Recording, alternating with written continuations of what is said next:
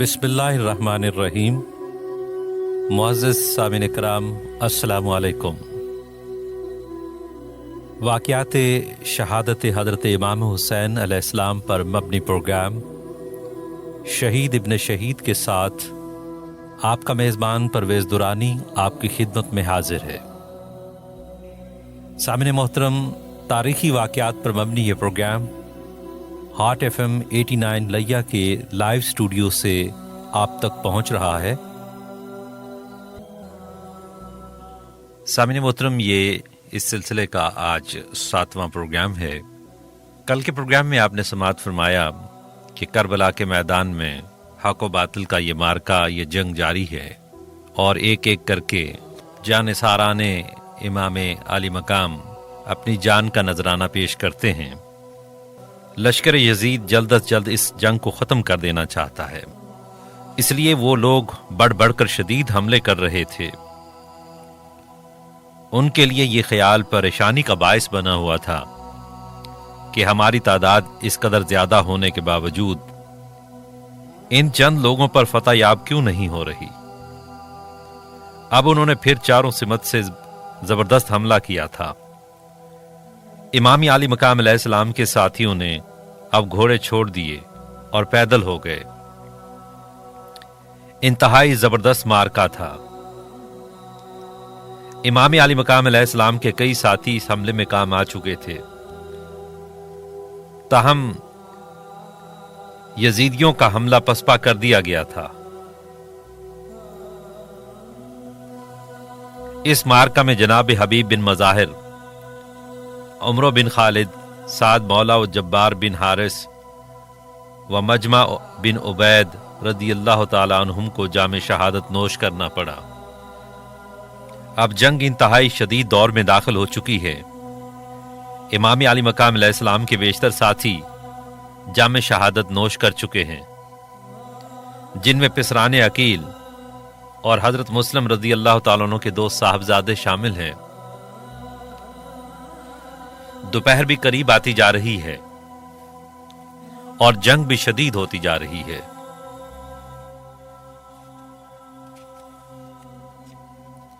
जंग पूरे जोर शोर से जारी है।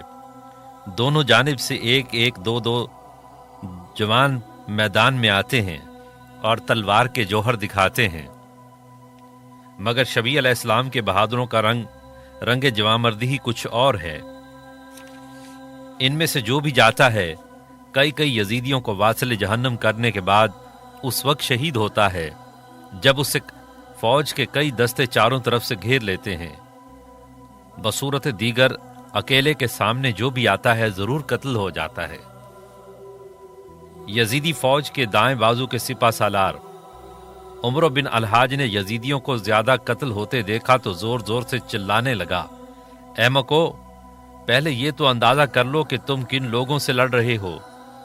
ये इब्ने हैदर के साथी और जान पर खेले हुए लोग हैं। एक एक करके इनसे मुकाबला करते रहोगे तो सब के सब कत्ल हो जाओगे। एक के मुकाबले में एक मत जाओ और इकट्ठे होकर भरपूर हमला कर दो। ये मुट्ठी भर अफराद हैं तो तुम इनको पत्थरों से मार सकते हो। उमर बिन साद ने भी इसकी राय को पसंद किया और मुबारज़त तलब करने से फौज को रोक दिया और इज्तिमाई हमला करने का हुक्म दे दिया। दुश्मन ने अगरचे पूरी कुव्वत से हमला किया था, मगर हुसैनी जवानों ने बहादुरी के वो जौहर दिखाए कि यजीदियों के छक्के छूट गए। हुसैन अलैहिस्सलाम के गिनती के चंद सिपाही सीसा पिलाई हुई दीवार की तरह चिटान बनकर उनके सामने खड़े थे और भरपूर हमला कर देने के बावजूद लश्कर यजीद को पीछे हट जाना पड़ा। दुश्मन की फौज पीछे हटी तो उनके मकतूलीन के साथ एक हुसैन जवान और नामवर बहादुर हजरत मुस्लिम बिन औशजा भी खाको खून में तड़प रहे थे। शबीर अलैहिस्सलाम उनके पास पहुंचे। चंद सांसें अभी बाकी थी। आपने पुरहसरत निगाहों से देखा और ठंडी आह भरकर फरमाया, मेरे रफीक को हमदम, अल्लाह तुझ पर अनवार रहमत की बारिश करे। اب دشمن کا بایاں بازو حرکت میں آیا۔ دشمنوں کا مقابلہ اب زہیر بن کین سے تھا۔ وہ اس سمت کے سپہ سالار تھے۔ آپ کے ساتھیوں نے پوری جوان مردی سے یزیدیوں کے دباؤ کو روکا اور بڑھ بڑھ کر حملے شروع کر دیے۔ جناب زہیر بن کین اپنا گھوڑا صف سے آگے بڑھا لائے۔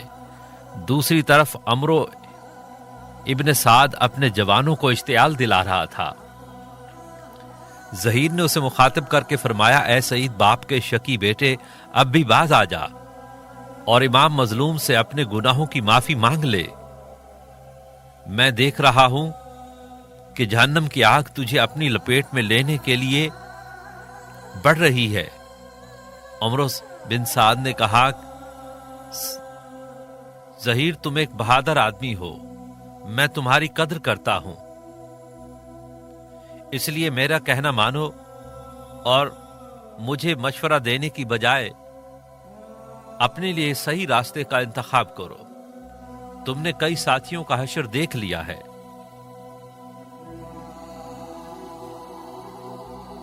اب چند لمحوں بعد تمہارا یہ گرم اور جوان جسم بھی ٹھنڈی لاش بن چکا ہوگا۔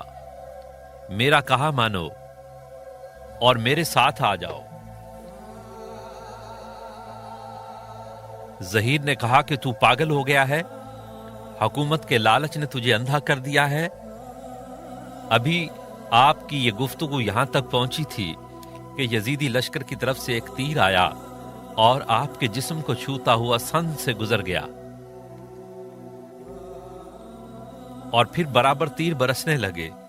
زہیر ڈھال سے تیروں کو روکتے ہوئے اور ان کی زد سے بچتے ہوئے آگے بڑھتے رہے اور قریب جا کر اس قدر زور سے حملہ کیا جیسے بھوکا باز شکار پر جھپٹتا ہے،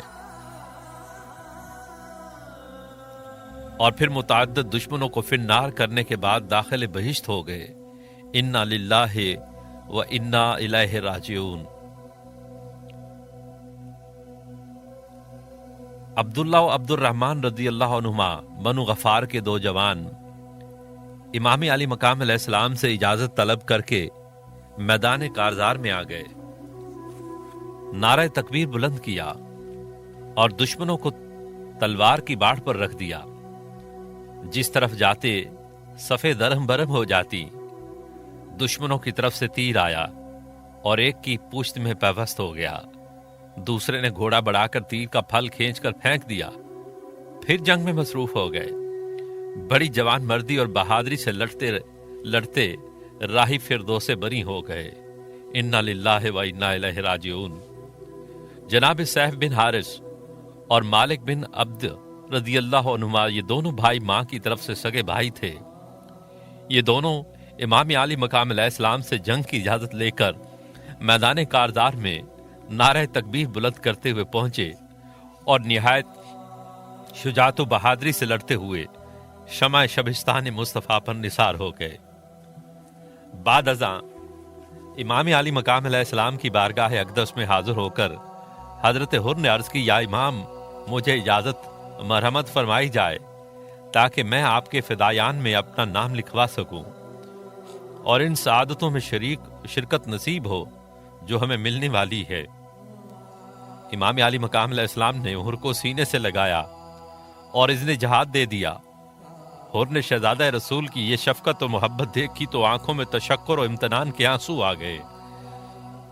امام کے قدموں کو بوسہ دیا، گھوڑے پر سوار ہو کر میدان میں آ گئے۔ ابن سعد نے صفوان کو بھیجا کہ درینہ تعلقات کی بنا پر پہلے حر کو رام کرنے کی کوشش کرو، بصورت دیگر اس کی گردن اڑا دو۔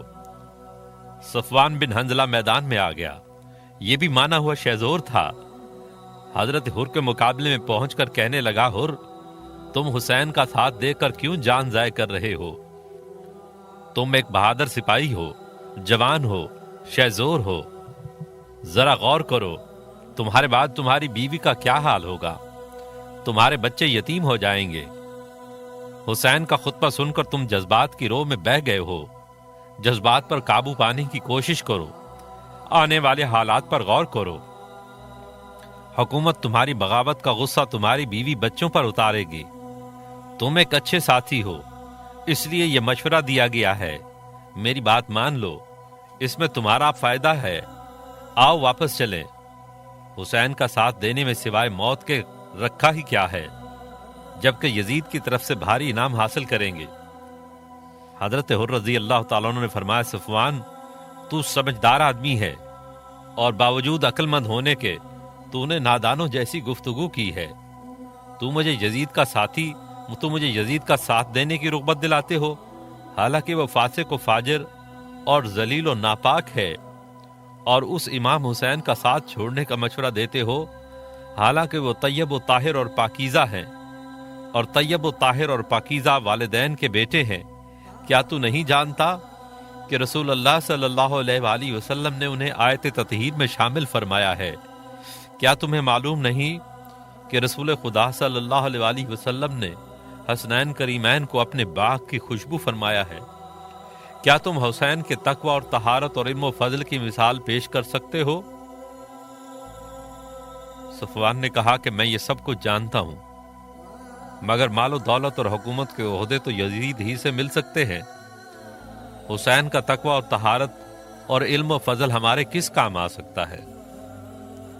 حر نے فرمایا، صفوان تمہیں دولت کے حصول کے نشہ نے بدمست کر دیا ہے، تمہیں طلب زر اور ہوس اور لالچ نے اندھا اور بہرا کر دیا ہے، تم عقل مند ہوتے ہوئے بھی بے وقوف اور جاہل ہو گئے ہو۔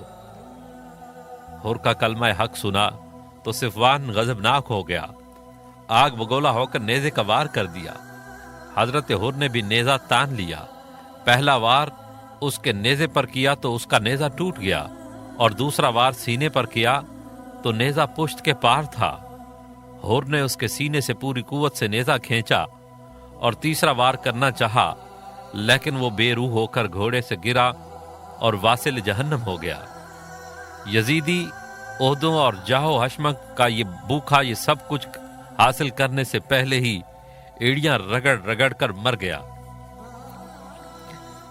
امام علی مقام علیہ السلام نے دور سے یہ منظر دیکھا تو حر کو تحسین و آفرین کہا۔ عمر ابن سعد نے اپنے بہادر کو اوندھے منہ گرے ہوئے دیکھا تو پریشان ہو گیا۔ صفوان کے تیسرے حقیقی بھائی یزیدی فوج میں شامل تھے، ایک کے مقابلہ میں ایک کا قانون توڑتے ہوئے تینوں ہی شور مچاتے اور واویلا کرتے ہوئے حضرت حر پر چڑھ دوڑے۔ خدا کے سپاہی اور شبیر کے غلام نے نعرہ تکبیر بلند کیا اور تینوں کی تلواروں کو بیک وقت ڈھال پر روکتے ہوئے ایک پر حملہ کر دیا۔ پہلے ہی وار سے دھڑ ادھر اور گردن ادھر جا پڑی، دوسرا وار دوسرے کے سر پر کیا، تلوار سر کی ہڈیوں کو کاٹتے ہوئے پشت تک پہنچ گئی۔ تیسرے نے دونوں کی موت دیکھی تو اسے بھی اجل سامنے آ گئی اور وہ میدان چھوڑ کر بھاگ اٹھا۔ حر نے تلوار بائیں بازو اور نیزہ دائیں بازو میں لیا اور بھاگتے ہوئے کی پشت میں نیزہ پیوست کر دیا۔ ملائکہ نے کہا مرحبا، حوروں نے کہا واہ واہ۔ حر یزیدی فوج کے 4 سواروں کو موت کی نیند سلا کر گھوڑا دوڑاتے ہوئے واپس خدمت امام میں آ گئے۔ گھوڑے سے اتر کر شاہ کے قدموں کو بوسہ دیا اور ہاتھ باندھ کر عرض کیا، یا ابن رسول اللہ، کیا آپ مجھ پر خوش ہو گئے؟ امام علی مقام نے فرمایا، حر ہم تجھ پر پوری طرح خوش ہیں، تجھے مبارک ہو، تیری ماں نے تیرا نام حر یعنی آزاد رکھا تھا، اور ہم تجھے بشارت دیتے ہیں کہ تو دوزخ کی آگ سے آزاد ہو گیا ہے۔ حر نے امام کے قدموں کو بوسہ دیا اور پھر میدان جنگ میں آ گئے۔ یزیدی فوج کے جوان ایک ایک کر کے سامنے آتے رہے اور واصل جہنم ہوتے رہے۔ عمر ابن سعد نے یہ حالت دیکھی تو پریشان ہو گیا، بلند آواز سے پکار کر کہنے لگا، حر تو ایک ایک کر کے پوری فوج کو ختم کر دے گا، چند دستے اکٹھے ہو کر ٹوٹ پڑو اور گھیرے میں لے کر اس کے ٹکڑے اڑا دو۔ سپاہی یزید حسین علیہ السلام کے سپاہی پر حملہ کر دیتی ہے، اور پھر جنگ کا نقشہ کچھ اس طرح بن جاتا ہے کہ جیسے شہد کے چھتے پر مکھیوں نے یلغار کر دی ہو۔ نیزوں پر نیزے برس رہے تھے، تلواروں کے وار ہو رہے تھے، یزیدیوں کے تیر اپنے ہی آدمیوں کو گھائل کر رہے تھے۔ ادھر حر کی تلوار کا یہ عالم ہے، अबर ढालों पर उठा तयक की दो पैकर चमकी, अबर ढालों का उठा तैगे दो पैकर चमकी, बर्क छुपती है वो चमकती है तो बराबर चमकती, सुए पस्ती कभी कूंदी कभी सर पर चमकी, कभी अंबोह के अंदर कभी बाहर चमकी, जिस तरफ आई वो नांगन उसे डसते देखा, खून का मी सफ़े दुश्मन पर में बरसते देखा, धार ऐसी के रवां होता हो धारा जैसे, घाट वो घाट के दरिया का किनारा जैसे, चमक ऐसी के हसीनों का इशारा जैसे, रोशनी वो के गिरे टूट के तारा जैसे, कूंदना बर्क का शमशीर की जौ में देखा, कभी ऐसा दमखम महे नौ में देखा। उधर हुर की तलवार दुश्मनों का खून चाट रही है, उधर हुर का जिस्म तीरों और तलवारों और नेजों की अनियों से छलनी हो चुका है, जख्मों से जिस्म चूर चूर है। इसी हालत में इमाम आली मकाम की जानिब आवाज दी, अदरिकनी या इब्ने रसूल अल्लाह, हुसैन मेरी मदद फरमाइए। जवाब में गैब से निदाई, हुर इधर देखो, हुर जन्नत पे तेरा इंतजार कर रही हैं। किसी बदबख्त का नेजा हुर के सीने पर पड़ा, जख्म गहरा था, जिस्म गर्म था, गिरने लगे, जीन को थाम लिया, घोड़े की बाग को खींचा, इमाम के कदमों में आ गया, शबीह रसूल की तरफ यास भरी नजरों से देखकर कहा, मेरे आका, आपके नाना के मुकद्दस कदमों में जा रहा हूँ, कोई पैगाम दे दे। इमाम आली मकाम अलैहिस्सलाम ने घोड़े से थाम कर उतारा और फरमाया, हुर, उस बेकस पनाह के हुजूर में हमारा सलाम कह देना, हम भी तुम्हारे पीछे आ रहे हैं। हुर के आखिरी लम्हात हैं, आंखें बंद होती जा रही हैं। इमाम आली मकाम अलैहिस्सलाम ने हुर का सर अपने जानों पर रखा, हुर को दोनों जहानों का आराम हासिल हो गया। हुर ने हसरत भरी निगाहों से शहजादा कौनैन को देखा। इमाम आली मकाम अलैहिस्सलाम की आंखों में आंसू भर आए। हालत में मेरी उनके भी आंसू निकल पड़े। देखा गया न यास में आलम निगाह का, ये हुर की खुशनसीबी की इंतहा थी। गोशाए रसूल की आगोश में राहत में लेटा हुआ है और इमाम आली मकाम अलैहिस्सलाम उसके चेहरे का गुबार साफ कर रहे हैं। हुर ने आंखें खोलकर अर्ज की, या इमाम, रूह निकल जाने के लिए बेकरार है, जख्मों से दर्द के तूफान उठ रहे हैं, लेकिन मैंने सीने से उठने वाली आहों को रोक रखा है ताकि आपकी आगोश राहत में थोड़ा सा मजा ले लूं। इस वास्ते थम थम के जारी है नफ्स मेरा, आहों से कहीं टूट ना जाए कफस मेरा। फिर आखिरी बार हुर ने दर्द में डूबी हुई मुस्कुराहट से इमाम की तरफ देखकर अर्ज किया, या इब्ने रसूल, आप मुझ पर राजी हो गए? इमाम आली मकाम ने फरमाया, हुर, हम तुझ पर राजी हैं, खुदा तुझ पर खुश हो और तुझे खुश रखे। ये आखिरी गुफ्तगू थी। हुर ने कलमा शहादत पढ़ा और जान जाने आफरीन के सुपुर्द कर दी। इमाम ने इन्ना लिल्लाहि व इन्ना इलैहि राजिऊन पढ़कर हुर की लाश को ढांप दिया।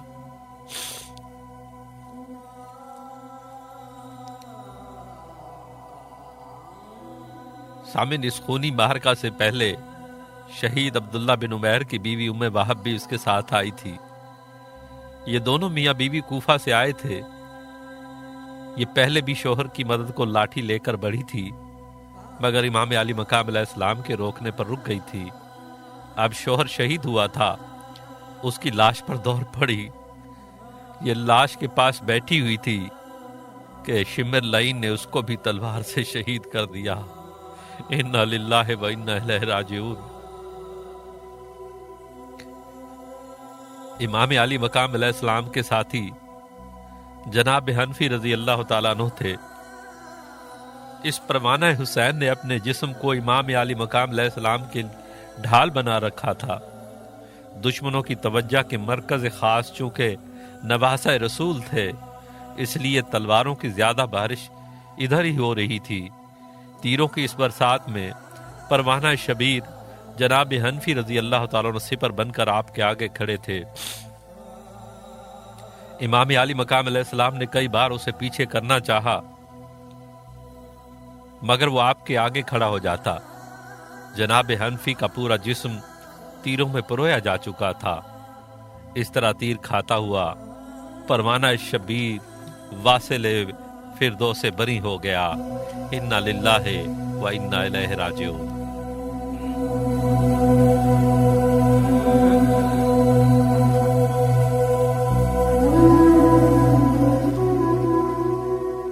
سامعین، یزیدی لشکر کی طرف سے حل من مبازر کی صدائے پہم آ رہی ہے، یعنی ہے کوئی اور مقابلے میں۔ ادھر امام علی مقام علیہ السلام کے حضور میں 4 خوبرو نوجوان دست بستہ کھڑے ہو کر میدان میں جانے کی اجازت طلب کرتے ہیں۔ یہ چاروں حضرت عباس ابن علی رضی اللہ تعالیٰ عنہ کے حقیقی بھائی ہیں۔ حضرت عبداللہ، حضرت ابو بکر، حضرت محمد اور حضرت عثمان غنی رضی اللہ عنہم پسران علی کرم اللہ وجہ الکریم ہیں۔ ان کی والدہ مکرمہ کا اسم گرامی ام البنین رضی اللہ تعالی عنہا ہے، اور وہ ان کے ساتھ کربلا میں ہی موجود تھیں۔ شمر ان کے سگے بھائی کا لڑکا تھا۔ یہ اپنے اپنے مقدر کی بات ہے کہ بہن کے بیٹے امام علی مقام علیہ السلام پر جان نثار کرنے کے لیے بےتاب ہیں، اور بھائی کا بیٹا امام علی مقام کو شہید کر دینے کے لیے بے قرار ہے۔ یہ آپ پر قربان ہوتے ہیں اور وہ آپ کا سر اقدس کاٹتا ہے۔ یہ وہی چاروں شہزادے ہیں جن کی والدہ اور بھائی حضرت عباس رضی اللہ تعالیٰ عنہ سمیت 6 افراد کے لیے شمر ابن زیاد سے امان نامہ لکھوا کر لایا تھا، اور انہوں نے وہ امان نامہ حقارت سے ٹھکرا دیا تھا اور کہا تھا کہ بے وقوف، ہمیں تو امان دیتا ہے اور ابن رسول کو قتل کرنا چاہتا ہے، اور اب یہ اس وقت کے منتظر ہیں کہ شہزادہ رسول پر جانے نثار کر کے اپنے والدین گرامی حضرت علی کرم اللہ وجہ کریم کے دربار میں سرخروئی حاصل کریں۔ امام علی مقام علیہ السلام نے فرمایا، اے شہزادگان حیدر، اللہ تعالیٰ تمہیں جزائے خیر عطا فرمائے۔ تم سب ٹھیک ٹھیک حق اخوت ادا کر رہے ہو، تم سب میرے امتحان میں برابر کے شریک ہو۔ تمہاری مقدس قربانیاں لوح عالم پر نقش فی البحر بن کر دنیا والوں کو ہمیشہ درس اخوت دیتی رہیں گی۔ ہم سب بہت جلد ایک مقام پر جمع ہونے والے ہیں، مگر میرے لیے یہ امتحان کس قدر صبر آزما ہے کہ میں اپنے ساتھیوں کو اپنے سامنے ذبح ہوتا دیکھ رہا ہوں۔ امام علی مقام کی شفقت آمیز گفتگو سنی تو چاروں کی آنکھیں آنسوؤں سے تر ہو گئیں۔ انہوں نے انتہائی رقت سے دربار حسین میں عرض کیا، یا امام، یہ آپ کا کرم ہے جو ہم غلاموں پر اس قدر شفقت فرما رہے ہیں۔ ہمارے حق کے غلامی کو اخوت کا نام دینا آپ کی بندہ پروری ہے، ورنہ ہم تو اب بھی آپ کو امام اور خود کو غلام ہی سمجھتے ہیں۔ آپ ابن رسول ہیں، شہزادہ بطول ہیں، جنت کے جوانوں کے سردار ہیں اور ہمارے تاجدار ہیں۔ ہمارے لیے یہ فخر ہی کیا کم ہے کہ آپ کے عزم پر فدا ہونے کے صلہ میں قیامت کے دن آپ کے پرچم کا سایہ نصیب ہوگا۔ یا امام، دشمن بار بار آواز دے رہے ہیں، ہمیں اجازت مرحمت فرمائی جائے تاکہ ہم آپ پر نثار ہونے میں سبقت حاصل کر سکیں۔ آپ نے سب کی طرف حسرت بھری نگاہوں سے دیکھا اور الوداع کہہ کر دعا کے لیے ہاتھ اٹھا دیے۔ بارگاہ خداوندی میں عرض کی، یا اللہ، میرے بھائیوں کی جانوں کا نذرانہ قبول فرما لے۔ شیر خدا کے شیر ایک ایک کر کے میدان میں جاتے ہیں اور زور ید اللہ ہی سے دشمنوں کی صفوں کو درہم برہم کر دیتے ہیں۔ حیدر کا ایک ایک شیر ببر یزید کی سینکڑوں لومڑیوں پر بھاری ہے۔ ایک کے بعد دوسرا، پھر تیسرا، پھر چوتھا، میدان جنگ میں قوت حیدری کے وہ جوہر دکھاتے ہیں کہ دشمنوں کو پسینہ آ جاتا ہے۔ حضرت عباس رضی اللہ تعالیٰ عنہ ایک ایک بھائی کا جنگی کارنامہ مشاہدہ کرتے جا رہے ہیں اور الحمدللہ کہتے جا رہے ہیں۔ چاروں بھائی یکے بعد دیگرے متعدد دشمنوں کو قتل اور زخمی کرنے کے بعد بارگاہ حیدر قرار میں پہنچ جاتے ہیں۔ انا للہ و انا الیہ راجعون۔ پرخون پڑے تھے دشتے مصیبت میں اس طرح، صحنے چمن میں پھول بکھرتے ہیں جس طرح۔ ان چاروں کے بعد برادران مسلم جناب عبداللہ بن عقیل، عبد الرحمن اور جعفر بن عقیل رضی اللہ عنہم ایک ایک کر کے یوں داد شجاعت دیتے ہیں کہ یزید کے لشکری شاخ بیت کی طرح کانپنے لگ جاتے ہیں۔ تلواریں چل رہی ہیں، تیروں کی بارش ہو رہی ہے، نیزے تنے ہوئے ہیں، زمین شعلہ بار ہوتی جا رہی ہے، سورج مشتعل ہوتا جا رہا ہے۔ تلواروں کی جھنکار میں شبیر علیہ السلام کا ایک ایک مجاہد حق جہاد ادا کرتے ہوئے امتحان شبیر میں شریک ہوتا جا رہا ہے۔ جنت کے دروازے کھلے ہوئے ہیں اور شبیر کے سپاہی ایک ایک کر کے اندر داخل ہوتے جا رہے ہیں۔ امام علی مقام علیہ السلام کے ساتھی ایک ایک کر کے جام شہادت نوش کرتے جا رہے ہیں۔ میدان کاردار میں شہداء کرام کے لاشوں کے ٹکڑے بکھرے پڑے ہیں۔ فاطمہ کا لال اپنے امتحان کا ایک ایک پرچہ نہایت کامیابی اور کامرانی کے ساتھ حل کر کے ممتحن حقیقی کے دربار میں پیش کرتا جا رہا ہے۔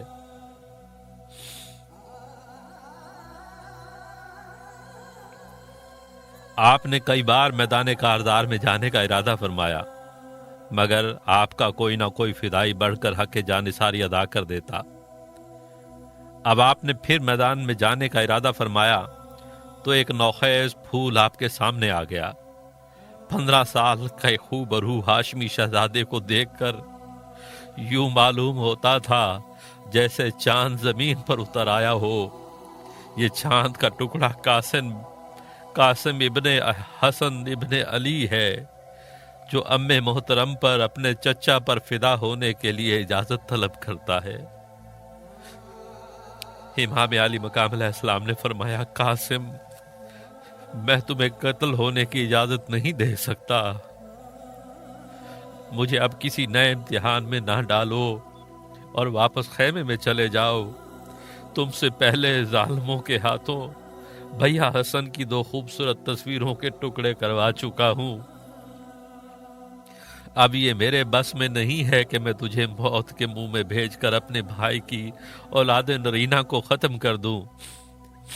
میرے لال، تمہیں سے تو میرے بھائی کی نسل شروع ہونا ہے۔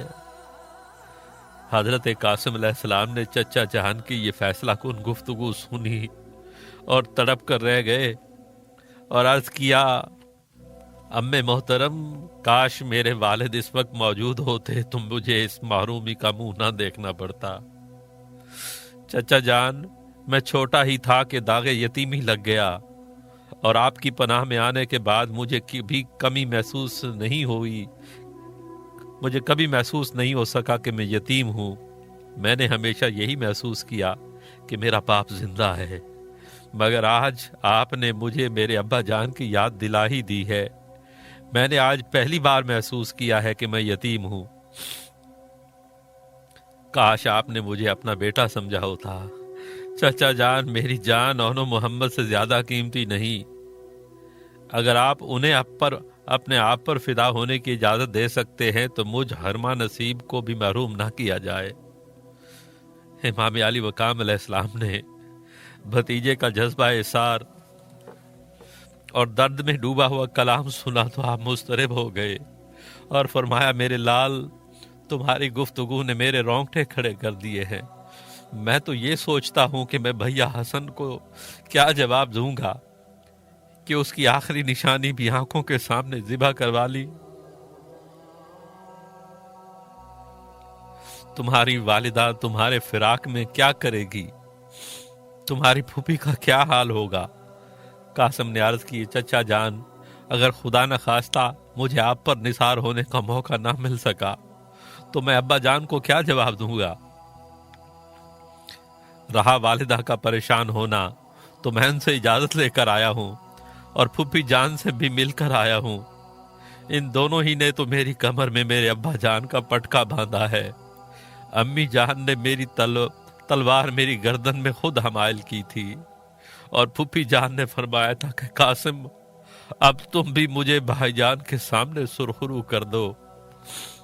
امام علی مقام علیہ السلام نے چند لمحے خاموشی فرمائی اور پھر اجازت عطا فرما دی۔ ادھر قوم اشقیا حال من مبازر کے نعرے لگا رہی تھی، ہے کوئی مقابلے میں؟ جب جناب قاسم میدان کارزار میں تشریف لائے تو آفتاب نصف النہار پر آ چکا تھا۔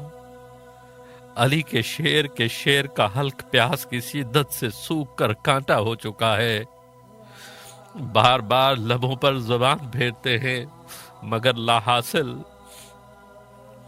زبان لبوں سے زیادہ سوکھی ہوئی ہے اور لب زبان سے زیادہ خشک۔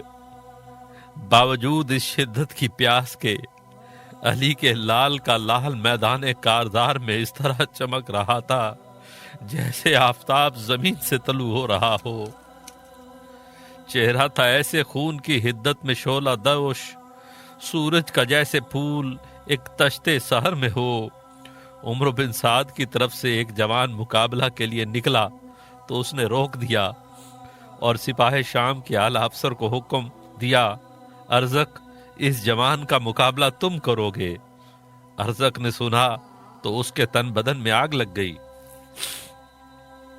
اور غصے پر قابو پاتے ہوئے کہنے لگا، ابن سعد، اگرچہ تم میرے سپہ سالار کی حیثیت سے ہو مگر تمہیں میرے مقام اور مرتبہ کو نہیں بھولنا چاہیے۔ کیا تم میری حیثیت سے واقف نہیں ہو؟ ابن سعد نے کہا، کیوں نہیں، میں جانتا ہوں کہ تم سپاہ شام کے اعلیٰ افسر ہو، اس کے علاوہ فن سپاہ گری میں پوری مہارت رکھتے ہو، اور اس فوجی تجربہ کے ساتھ ساتھ بہادری میں بھی اپنی مثال آپ ہو۔ اپنی اس قوت، فن اور تجربہ کے صلہ کی صورت میں یزید سے ہزاروں روپے تنخواہ بھی وصول کرتے ہو۔ ارزق بولا، حیران ہوں کہ میرے متعلق اس قدر وسیع معلومات کے باوجود مجھے ایک بچے کے مقابلہ میں بھیجنے کا مذاق کرتے ہو۔ ابن سعد بولا، ارزق تم نے غلط سمجھا ہے، میں نے مذاق نہیں کیا بلکہ اپنے تجربہ کی بنا پر تمہارا انتخاب کیا ہے۔ یہ کوئی عام بچہ نہیں ہے، یہ قاسم ہے، حسن کا بیٹا اور علی کا پوتا۔ اس کے مقابلہ کے لیے کسی تجھ جیسے شہزور کی ہی ضرورت ہے۔ تم اس سے پہلے کئی ہاشمیوں کے زور ید اللہ ہی اور قوت خیبر شکن کا مشاہدہ کر چکے ہو۔ ارزق بولا، ہو سکتا ہے کہ تمہاری بات درست ہی ہو مگر اس بچہ کے مقابلہ میں جانا میری توہین ہے۔ شام سے آئے ہوئے لشکر میں میرے 4 بہادر اور نوجوان بیٹے ہیں، میں ان میں سے کسی ایک کو مقابلہ کے لیے بھیج دیتا ہوں۔ پھر اس نے اپنے سب سے چھوٹے بیٹے کو جانے کا اشارہ کیا، اور یہ اس کا چھوٹا بیٹا کسی ہاتھی سے کم نہیں تھا، بڑا لہیم، شہیم اور گرانڈیل گھوڑا اس کے بوجھ تلے دبا جا رہا تھا۔ امام علی مقام علیہ السلام نے قاسم کے مقابلہ میں ایک عفریت کو دیکھا تو دعا کے لیے ہاتھ اٹھا دیے۔ اس نے آتے ہی اس انداز سے تلوار کا وار کیا جیسے کسی درخت کی پتلی سی شاخ کو کاٹ کر زمین پر پھینک دینا چاہتا ہو۔ جناب قاسم نے اس کے وار کو ڈھال پر روکا مگر ڈھال بیکار ہو گئی۔ امام علی مقام زیادہ دور نہیں تھے، آپ سب کچھ ملاحظہ فرما رہے تھے۔ آپ نے ایک ڈھال دے کر محمد بن انس کو فرمایا کہ قاسم کو پہنچا دو۔ ادھر ایک دوسرے پر چند ایک وار ہو چکے تھے۔ ارزق کے بیٹے کو محسوس ہو چکا تھا کہ اس کا اس نوجوان کے متعلق اندازہ غلط تھا۔ ڈھال مل گئی تو امام قاسم نے خود کو اچھی طرح سنبھال لیا۔ ارزق کے بیٹے نے نیزہ چلایا، آپ نے گھوڑے کو پیچھے کر لیا اور پھر گھوڑے کو تازیانہ لگا کر اتنی تیزی سے دشمن پر نیزے کا وار کر دیا کہ اسے بچاؤ کی مہلت ہی نہ مل سکی۔ قاسم کا نیزہ ارزق کے بیٹے کی زرہ کی کڑیوں کو توڑ کر اس کے سینے میں لگا اور پشت کے پار ہو گیا۔ آپ نے پوری قوت سے نیزہ کھینچا تو وہ مٹی کے تودے کی طرح زمین پر گر پڑا۔ آپ نے اس کے نیزے اور تلوار پر قبضہ کر لیا اور گھوڑے کو موڑ کر امام عالی مقام کے حضور میں آ گئے۔ آپ نے پیشانی کو بوسہ دے کر فرمایا، میرے بھائی کے بیٹے کو ایسا ہی ہونا چاہیے تھا۔ میرے چاند قاسم، خدا تمہارا حامی و ناصر ہو۔ جناب قاسم نے عرض کیا، چچا جان، کاش اس وقت پانی کے چند گھونٹ مل جاتے تو پھر میں آپ کو اپنی بہادری کے جوہر دکھاتا۔ امام علی مقام نے جذبات پر قابو پاتے ہوئے فرمایا، میرے لال، پانی تو اب تمہارے دادا جان اور تمہارے ابا جان چشمہ کوثر سے ہی پلائیں گے۔ جناب قاسم رضی اللہ تعالیٰ عنہ نے الحمدللہ کہا اور دوبارہ میدان میں تشریف لے گئے۔ ادھر عمرو بن سعد نے ارزق کو اس کے بیٹے کی موت کا منظر دکھاتے ہوئے طنز کیا، کاش تم کسی بچہ سے جنگ کرنے کو اپنی توہین نہ سمجھتے۔ ارزق کو تو بیٹے کی موت نے پہلے ہی آتش فشاں بنا رکھا تھا۔ اس کا دوسرا بیٹا میدان میں پہنچ گیا۔ یہ پہلے سے بڑا تھا، اس لیے قد و قامت میں بھی اس سے بڑا ہوا تھا۔ اس نے آتے ہی جناب قاسم کی شان میں بکواس شروع کر دی، لیکن آپ نے کوئی جواب نہ دیا اور خاموشی سے اس کی طرف دیکھتے رہے۔ ارزق کا بیٹا ہذیانی انداز میں بکے جا رہا تھا، تم نے میرے شیر جیسے بہادر بھائی کو قتل کیا ہے، میں تیری ایک ایک بوٹی کے 100 ٹکڑے کر کے تمہارا قیمہ بنا دوں گا۔ جناب قاسم نے بڑے پروقار انداز میں صرف اتنا فرمایا، تم چیختے کیوں ہو؟ انشاءاللہ تم بھی جلدی اپنے بھائی سے ملاقات کر لو گے۔ وہ جلا ہوا تو تھا ہی اور بھی مشتعل ہو گیا، منہ سے جھاگ اڑ رہی تھی، اندھا دھند وار پر وار کر رہا تھا۔ جناب قاسم اس کے ہر وار کو بیکار کرتے جا رہے تھے۔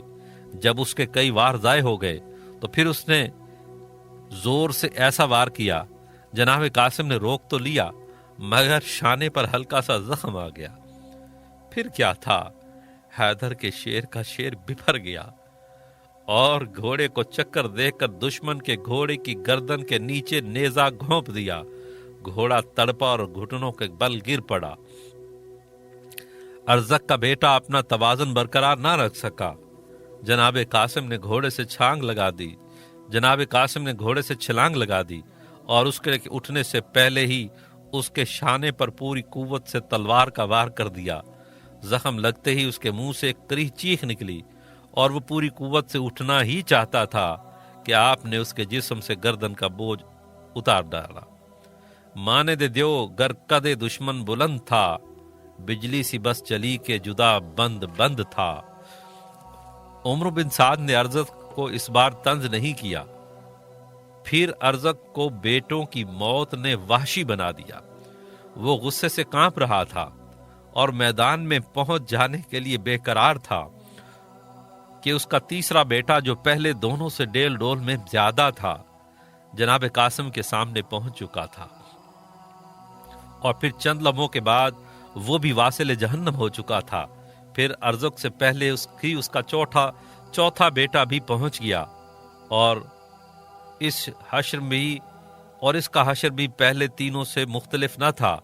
جناب قاسم کی تلوار کا یہ حال تھا کہ ہر ایک شقی کے سر پر صفائی سے چل گئی، آئی ادھر سے سن سے ادھر نکل گئی۔ ناری پکارتے تھے کہ ہم سب کل سے گئی، ناری پکارتے تھے کہ ہم سب سے کل گئی، کشتے امان و امن شریروں کی جل گئی، کس مزے سے خون عدوے چاٹتی رہی، ہر عضو مثل حرف غلط کاٹتی رہی۔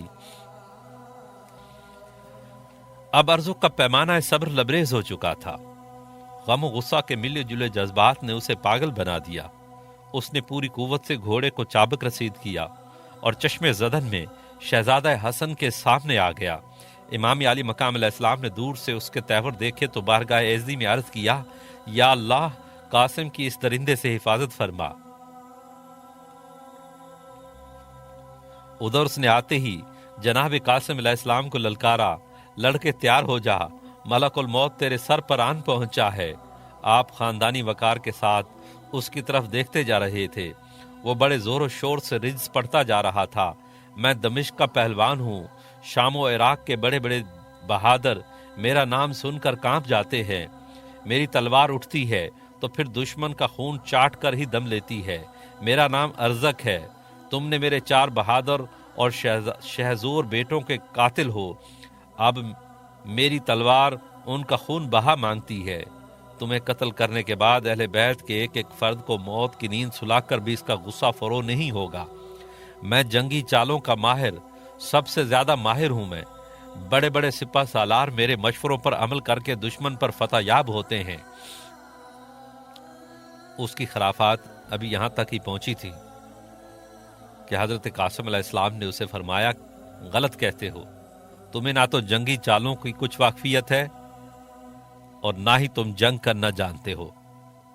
अपने घोड़े की तरफ देखो, इसका जीन बंद खुला हुआ है और तुम्हें मालूम तक नहीं। एक लम्हा बाद तुम जीन सुमैत जमीन पर होगे। अर्जक की नजर एक लम्हा के लिए जीन कस की तरफ गई और उसी लम्हे वो वाकई जमीन पर आ रहा। हुसैनी शेर की तलवार अपना काम कर चुकी थी। अर्जक जमीन पर तड़प रहा था और चीख रहा था कि लड़काए, तूने मुझे धोखे से कत्ल किया है। इमाम आली मकाम अलैहिस्सलाम ने एक बार उसकी तरफ देखकर फरमाया, इसलिए कि तुम जंगी चालों के बहुत माहिर हो। चंद ही लम्हों में अर्जक को खाको खून में तड़पते देखा तो उम्र साद को बड़ा ताज्जुब हुआ और अब एक के मुकाबले में एक को भेजने का ख्याल तर्क करके कई दस्तों को हरकत में लाना पड़ा। इन हालात में क्या हो सकता था? हाशमी शहजादे की तलवार अपने जोहर दिखा रही थी और दुश्मन काट काट कर फेंकती जा रही थी, लेकिन कब तक एक का सैकड़ों से मुकाबला था। आपके जिस्म नाज़रीन पर 27 जख्म आ चुके थे और फिर एक कारी जख्म भी लग गया। आप घोड़े की जीन से गिर पड़े। आप जमीन पर तड़प रहे थे और एड़ियां रगड़ते हुए फरियाद कर रहे थे, या इब्ने रसूल अल्लाह अदरिकनी, या अम्मा अदरिकनी। अपना काम करके सिपाही यजीद का बादल छट चुका था। इमाम आली मकाम अलैहिस्सलाम भी करीब पहुंच गए। भतीजे की पुर अलम निदा सुनी तो तड़प कर रह गए। फरमाया, बेटा मेरा तो इम्तिहान है, मैं तेरी क्या मदद कर सकता हूँ। फिर अम्मे मोहतरम के हाथों में शहजादा हसन अलैहिस्सलाम ने दम तोड़ दिया। आपने लाश को कंधे पर उठाया और इन्ना लिल्लाहि व इन्ना इलैहि राजिऊन पढ़ते हुए वापस तशरीफ ले आए।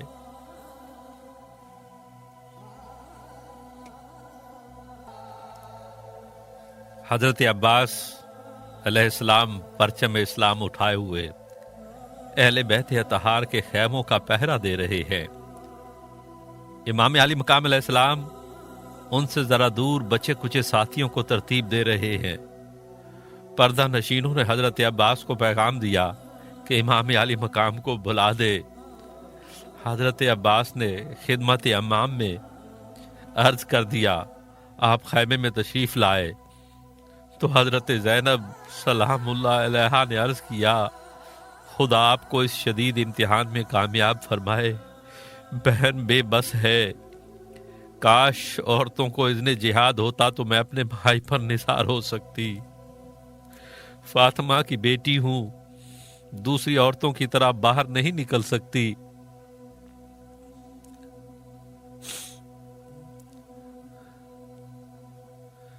गरीबुल वतन हूं, परदेश में अपने भाई का सदका भी नहीं उतार सकती। आप सखी मां के बेटे हैं, इस मुश्किल वक्त में भी आपसे कुछ मांगने आई हूं, मेरी इल्तिजा कबूल फरमाएं। इमाम आली मकाम अलैहिस्सलाम ने बहन की दर्द में डूबी हुई गुफ्तगू सुनी तो बेकरार हो गए। फरमाया, प्यारी बहन हुक्म फरमाए। बेशक हुसैन गरीब दयार और खुद मुश्किलों में गिरफ्तार है, मगर अपनी हमशीर के हुक्म को नहीं टाल सकता। हजरत ज़ैनब सलामुल्लाह अलैहा ने सुनी तो हल्की सी ताजगी चेहरे पर आ गई।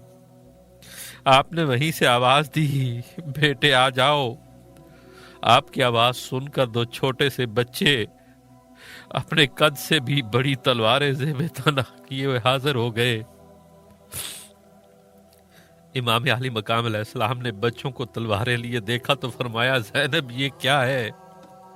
تو جناب زینب سلام اللہ علیہ نے کہا کہ بس بھائی یہی التجا تھی کہ آپ میری چھوٹی سی نظر قبول فرما لیں، مجھ غریب الوطن کے پاس اس وقت بھائی کا صدقہ دینے کے لیے کچھ نہیں ہے، بس یہی 2 بچے ہیں، سو بھائی کا صدقہ اتار رہی ہوں، کچھ تو رد بلا ہو ہی جائے گا۔ امام علی مقام علیہ السلام کی آنکھوں میں آنسو بھر آئے اور رو کر فرمایا زینب حسین کے دل کو اور زخمی نہ کرو، آپ تو میرے ساتھ ہر دکھ درد میں پہلے ہی شریک ہو، اگر زیادہ ہی خیال ہے تو میں انہیں قبول کر کے تمہیں واپس کر دیتا ہوں، ابھی تو ان غنچوں کو پھول بننا ہے۔ دکھی حسین کی دعا ہے کہ یہ بڑھیں پھولے اور جوان ہو، میرے چچا جعفر تیار کی نسل بڑھے اور نسل زینب میں اضافہ ہو۔ سیدہ زینب سلام اللہ علیہ نے روتے ہوئے بھائی کے گلے میں باہیں ڈال دی اور پھر دامن حسین کو پکڑ کر عرض کرتی ہیں کہ بھیا مجھے مایوس نہ کرو، میری یہ نظر قبول فرما لو، میں آپ کو اپنی فاطمہ ماں کی پردہ داری کا واسطہ دیتی ہوں، باپ علی کی سخاوت کا واسطہ دیتی ہوں، نانا جان کی نورانی دستار کا واسطہ دیتی ہوں، میرا یہ ناچیز سا اور چھوٹا سا نذرانہ قبول فرما لو۔ بھیا حسین اگر آپ نے ان بچوں کو اذن شہادت نہ دیا تو یہ نانا علی اور نانی فاطمہ کو کیا منہ دکھائیں گے؟ ذوالجناحین جعفر تیار دادا کے حضور میں کس طرح جائیں گے اور اپنی ماں کے نانا جان سرور دو عالم صلی اللہ علیہ وآلہ وسلم کے حضور میں کس طرح پیش ہوں گے؟ پیارے بھیا، میں آپ کو اس خدا کا واسطہ دیتی ہوں جس کے حکم پر آپ یہ مصیبتیں اٹھا رہے ہیں، میری یہ قربانی قبول کر لے۔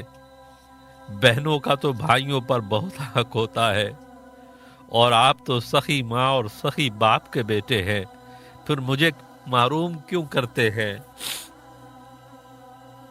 امام علی مقام علیہ السلام نے بچوں کی طرف دیکھا، بچے دوڑ کر بس قدموں میں گر پڑے۔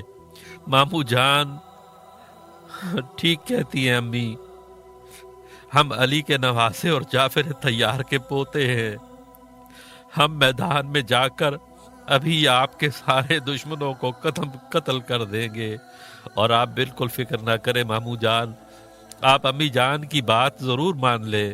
مامو جان دیکھیں ہماری تلواریں کتنی تیز ہیں، ہم نے انہیں ریت سے رگڑ رگڑ کر خوب چمکایا ہے، آپ ہمیں میدان میں جانے دیں پھر دیکھیں کیا ہوتا ہے۔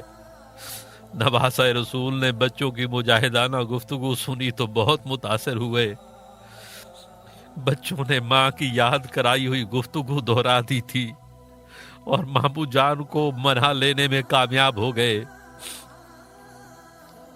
امام علی مقام علیہ السلام بچوں کو اجازت دے کر واپس تشریف لائے۔ سیدہ زینب سلام اللہ علیہ نے بچوں کو خوب آراستہ پیراستہ کیا، پانی کے بغیر خشک زلفوں میں کنگھی کی، سرما لگایا، چھوٹے چھوٹے 2 پٹے باندھے۔ علی کی بیٹی نے اپنے ہاتھ میں تلوار لہرا کر دکھائی کہ اس طرح جاتی ہی دشمنوں پر زور سے چلا دینا، اور پھر سینوں سے لگا کہا تو جذبات برانگیختہ ہو گئے، دل زور زور سے دھڑکنے لگا کہ جیسے ابھی باہر آ جائے گا۔ جلدی سے دونوں کو علیحدہ کر دیا اور کہا کہ میرے شیر جلدی کرو، کہیں تمہارے ماموں پھر نہ روک دے۔ بچے چلنے لگے تو پھر واپس بلا لیا، دونوں کو آغوش میں بھینچ لیا، جلدی جلدی ان کی پیشانیوں کو چوما اور خیمے کی اوٹ میں کھڑی ہو گئی۔ آپ جگر کے ٹکڑوں کو جاتے ہوئے دیکھ رہی تھی اور فرما رہی تھی کہ میرے بیٹوں مجھے معاف کر دینا، میں تمہیں درندوں میں بھیج رہی ہوں، ماں کے دل کے ٹکڑوں، ماں مجبور ہے، خدا حافظ میرے جگر پھارو، خدا حافظ۔ بچے تلواریں لہراتے ہوئے میدان میں گئے تو شبہ نے آواز دی، حسین اب جوان ختم ہو گئے ہیں جو بچوں کو بھیج رہے ہو۔ امام علی مقام خاموش رہے، بڑے لڑکے حضرت عون نے فرمایا بے وقوف، ہم بچے نہیں ہیں، ہمارے ساتھ مقابلہ کرو گے تو پھر پتہ چلے گا۔ چھوٹے بچے محمد نے کہا کہ اگر اتنا بہادر ہے تو ہمارے سامنے آ، ہم چیر کے رکھ دیں گے۔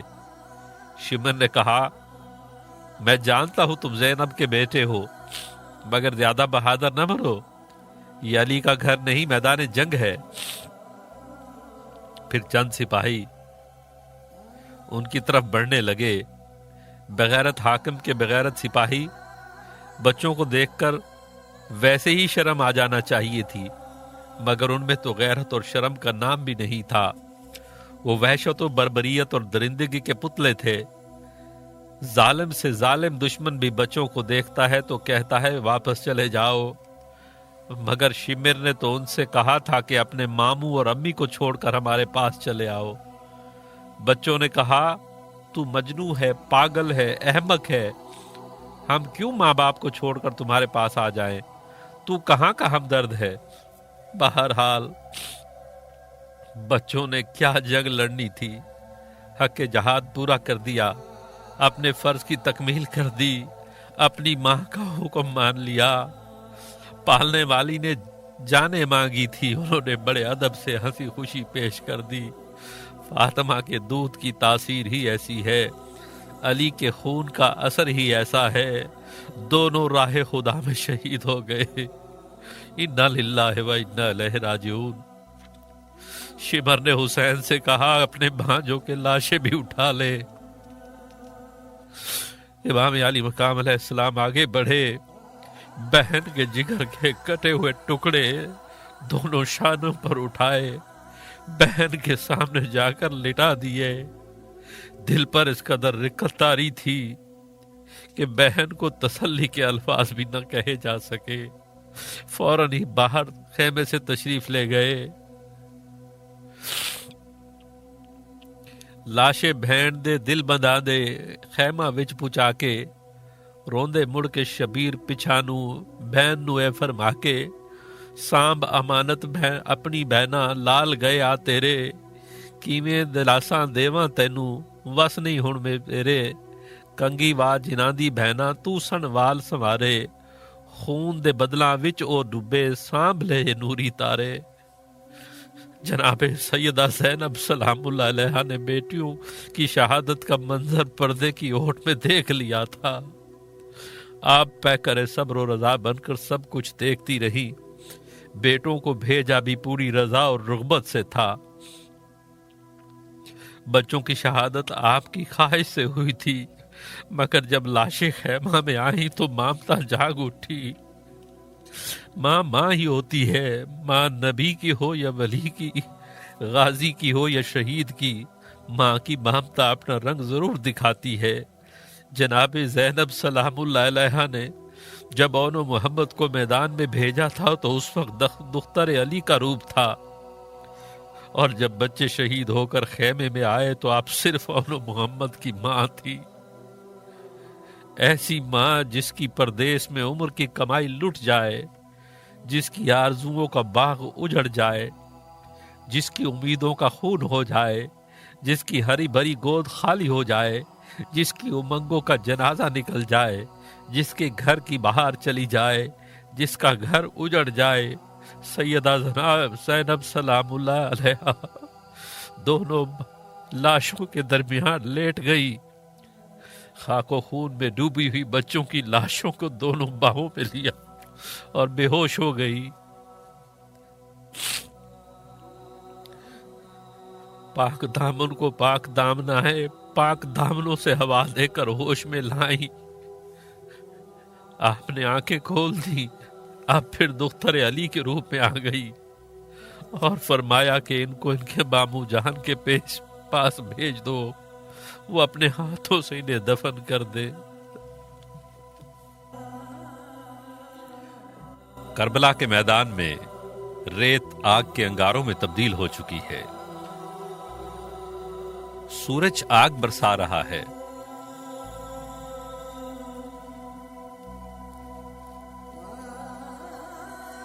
زمین آگ اگل رہی ہے۔ یوں معلوم ہوتا ہے کہ یزیدی فوج کے ظلم و تشدد کو دیکھ کر سورج کو بھی جلال آ گیا ہے۔ وہ اپنی پوری حدت اور تمازت کرۂ ارض پر پھینک کر آج ہی زمین کو جلا دینا چاہتا ہے، لیکن جہاں ایک طرف یزیدی فوج پر آگ برس رہی ہے، 3 دن کے پیاسے بھی اس کی زد میں ہیں۔ یوں معلوم ہوتا ہے کہ نواسہ رسول کو اسی حالت میں امتحان دینا ہے۔ میدان کربلا عرصہ محشر کا سما پیش کرتا ہے۔ آفتاب آگ برسا رہا ہے، زمین تپ کر تانبے کی طرح ہو چکی ہے، اور کربلا کی ریت کا یہ عالم ہے کہ اس پر دانے بھون لیے جائیں۔ اے نواسہ رسول، تیری امتحان کی بلندیوں کو کون چھو سکتا ہے؟ کون ہے جو تیری طرح ان مصائب و مشکلات کو برداشت کرتا ہوا شکر خدا بندی کرے؟ کون ہے جو ہر صدمہ کو الحمدللہ کہہ کر سینے سے لگائے؟ اے امام عالی مقام، یہ تیرا ہی حوصلہ ہے، یہ تیرا ہی جگر ہے کہ پیکر تسلیم و رضا بن کر ہر بلا اور مصیبت کو خوش آمدید کہہ رہا ہے۔ آج تیرے امتحان کا تصور کرتے ہوئے دل ڈوب جاتے ہیں۔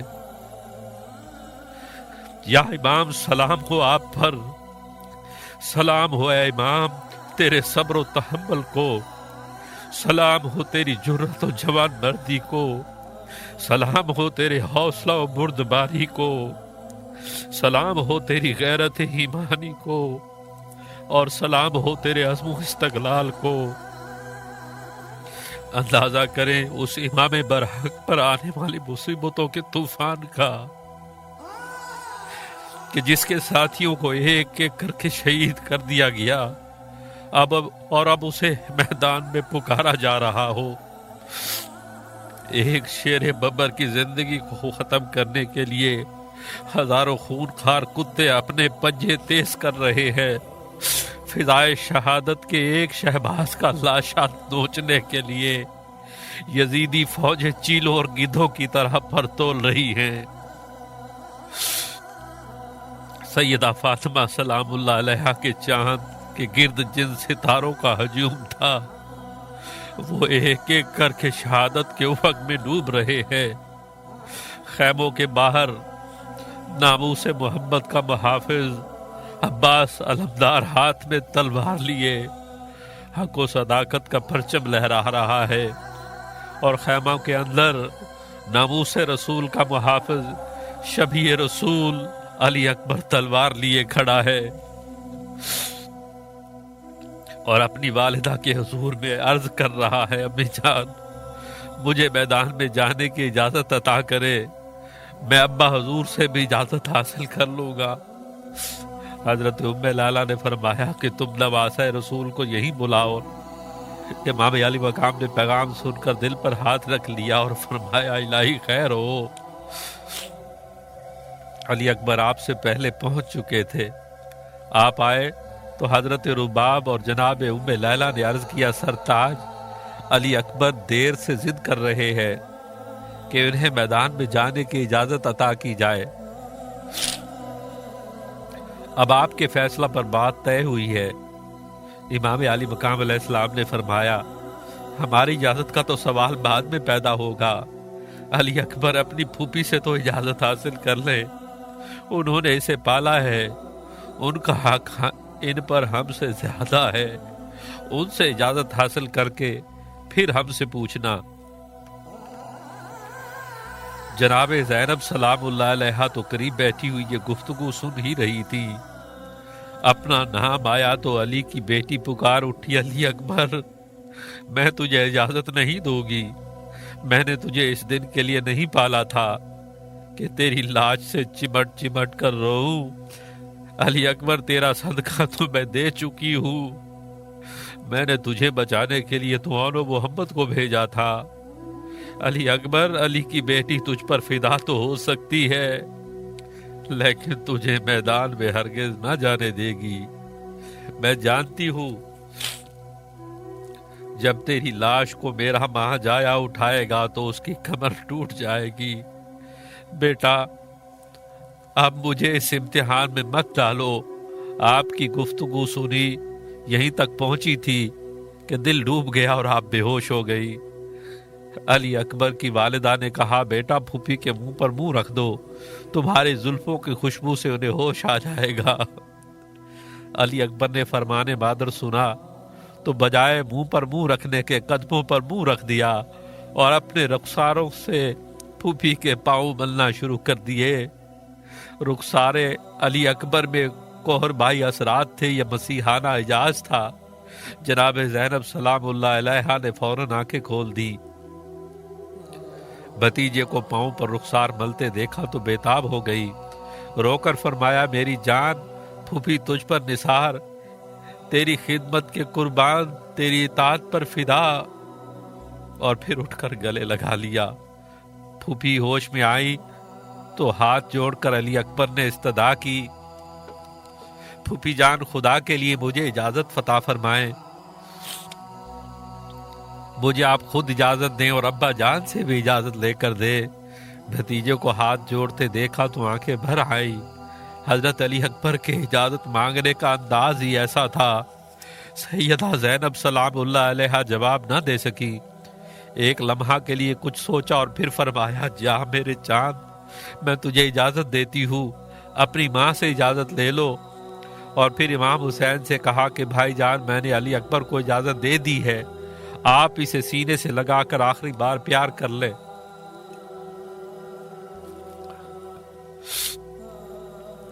امام علی مقام علیہ السلام نے بیٹے کو سینے سے لگا کر فرمایا بیٹا بڑا سخت امتحان ہے، تیری جوانی ایسی نہیں کہ جسے تلواروں کے سپرد کر دیا جائے۔ میرے لال تو شبیہ رسول ہے، ہم شکل پیغمبر ہے، میرے چاند،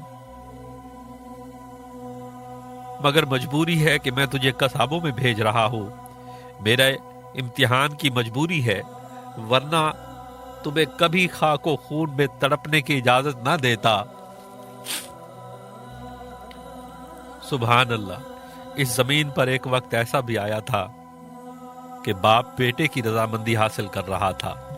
جناب خلیل علیہ السلام کو اللہ تعالیٰ نے خواب میں حکم فرمایا کہ پیارے خلیل ہماری رضا کے لیے بیٹے کی قربانی پیش کرو۔ آپ خواب سے بیدار ہوئے تو بیٹے کو حکم فرمایا کہ مجھے اس قسم کا حکم خداوندی ملا ہے، تمہارا کیا مشورہ ہے؟ فرمایا بیٹے میں نے خواب دیکھا کہ میں تمہیں ذبح کر رہا ہوں، بس تم بھی سوچ لو کہ تمہاری کیا رائے ہے۔ پیغمبر کا بیٹا تھا، خود بھی پیغمبر تھا، نبی پیدا ہوتے ہی نبی ہوتا ہے، زمین اقدس میں خون محمدی جلوہ ریز تھا۔ عرض کیا ابا جان حکم خداوندی کو پورا کیجئے، انشاءاللہ آپ مجھے صابروں میں پائیں گے۔ اور پھر جب ذبح کرنے کا وقت آیا تو بیٹے نے مشورہ دیا ابا جان مجھے اوندھے منہ لٹا دیں تاکہ آپ کو میری صورت دیکھ کر رحم نہ آئے، اور پھر کروٹ کے بل لٹا کر خود بھی جناب خلیل اللہ علیہ السلام نے اسی جذبہ کے تحت آنکھوں پر پٹی باندھ لی، اور پھر چھری چل گئی اور حق ادا ہو گیا۔ اسماعیل علیہ السلام کی جگہ جنت کا میٹھا ذبح ہو گیا۔ حکم خداوندی ہوا، خلیل تم امتحان میں کامیاب ہو گئے، اور ہم نے اسماعیل کا عظیم فدیہ دے دیا۔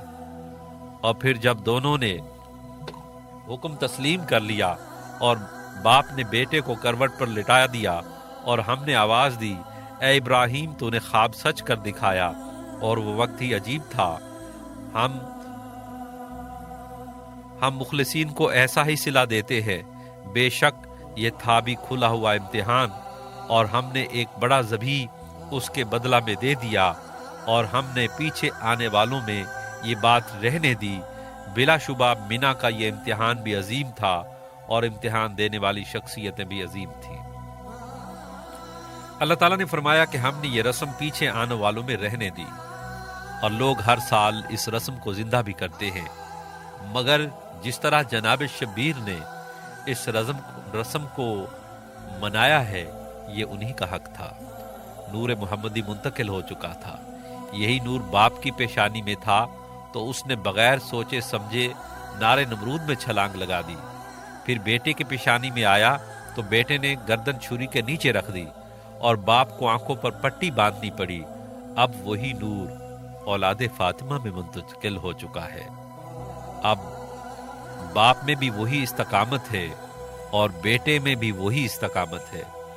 وہاں باپ نے پوچھا تھا بیٹا تمہاری کیا رائے ہے، اور یہاں بیٹا سوال کرتا ہے ابا جان مجھے قربان ہونے کی اجازت دی جائے۔ وہاں باپ نے آنکھوں پر پٹی باندھ لی تھی، اور یہاں باپ کو سارا منظر آنکھوں سے دیکھنا ہے۔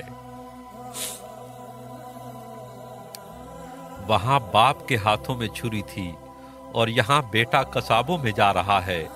وہاں جن فرائض کی ابتدا ہوئی تھی، یہاں ان فرائض کی انتہا ہو رہی ہے۔ ابراہیم کی قربانی کو اولاد ابراہیم پایہ تکمیل تک پہنچا رہی ہے۔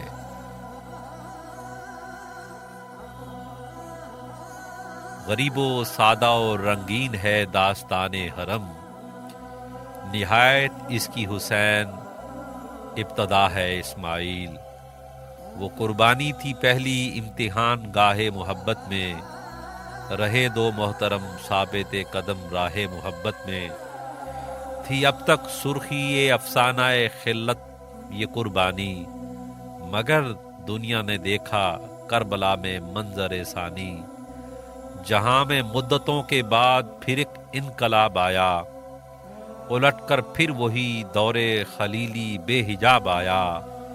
ہوا نسل خلیل اللہ میں ابن علی پیدا، ہوئی گلزار ابراہیم میں تازہ کلی پیدا۔ رضائے حق وہاں موقوف تھی بیٹے کی مرضی پر، وہاں تھی سب مہر لخت دل والد کی عرضی پر۔ یہاں بیٹا مگر ہے باپ سے اس بات کا خواہاں، پدر کر دے خدا کی راہ میں بیٹے کو خود قرباں۔ ادھر خلیل اللہ علیہ السلام نے جب بیٹے کو قربان ہونے کے لیے رضامند دیکھا تو آپ انہیں شہر سے دور الگ ایک ایسی جگہ پر لے گئے جہاں اس منظر کو ان کی ماں اپنی آنکھوں سے نہ دیکھ سکے۔ مگر جب علی اکبر تیار ہوتے ہیں تو ان کی ماں خود ہتھیار پہناتی ہے، اپنی اولاد سے بھی زیادہ محبت کرنے والی پھوپھی جان خود تیار کرتی ہیں، اور علی اکبر کے والد گرامی ان کے جسم پر اپنے ہاتھوں سے ہتھیار سجاتے ہیں۔ کیوں نہ ہو تکمیل ذبح عظیم اسی کو تو کہتے ہیں۔ وہاں رسی سے باندھے ہاتھ پاؤں صبر فرما کر، لٹایا خاک پر بیٹے کو بستی سے الگ جا کر۔ یہاں اللہ اکبر اندرون خانہ اطہر، بنائے جا رہے ہیں خیر سے دولہا علی اکبر۔ شہادت کا پسر کو باپ خود سے جوڑا پہناتا ہے، لباس جنگ سے جسم منور کو سجاتا ہے۔ ابائے سرور عالم تھی ڈالی جسم اطہر پر، شاہ خیبر کے پٹکے سے کمر باندھی گئی کس کس کر۔ سر انور پہ رکھا خود اپنی زرہ پہنائی، بڑی کچھ اور بھی ہم شکل پیغمبر کی رانائی۔ سجائے دست و بازو نیزہ و شمشیر و خنجر سے، دعا مانگی اٹھا کر دست رحمت رب اکبر سے۔ خدا بندہ جہاں مقبول ہو میرا یہ نذرانہ، الہی تحفہ درویش ہے قبول فرمانا۔ اور پھر علی اکبر کو مخاطب کر کے آپ نے فرمایا میرے لال، میں تیرے لیے استقامت کی دعا کرتا ہوں اور تو میرے لیے استقامت کی دعا کر۔ میں تیری شہادت کا سارا منظر آنکھوں سے دیکھوں گا۔ یہ میرے لیے بہت بڑا امتحان ہے، اپنی جان دینے سے بھی زیادہ سخت امتحان۔ خداوند کریم دونوں کو اس امتحان میں کامیاب کرے۔ میرے جان ہم دونوں ہی امتحان دے رہے ہیں، تو قربان ہو کر امتحان دے گا اور میں تجھے قربان ہوتے ہوئے دیکھنے کا امتحان دوں گا۔ تیرا قربان ہونا بھی بہت بڑا امتحان ہے، اور تجھے قربان ہوتے دیکھنا بھی بہت بڑا امتحان ہے۔ خدا حافظ، اللہ تعالیٰ تیری قربانی کو قبول فرمائے۔ میرے چاند تھوڑی دیر بعد ہم بھی آ رہے ہیں، اور پھر ہم سب کی حوض کوثر پر ملاقات ہوگی۔ دعا دے کر کہا نور نظر جاؤ خدا حافظ، رہے حق میں عدو سے جنگ فرماؤ خدا حافظ۔ علی اکبر نے باپ کے ہاتھوں کو بوسہ دیا، ماں کو سلام کیا، پھوپھی کے قدموں کو چوما، اور دیگر اہل بیت کو الوداعی سلام کہتے ہوئے خیمہ سے باہر آ گئے۔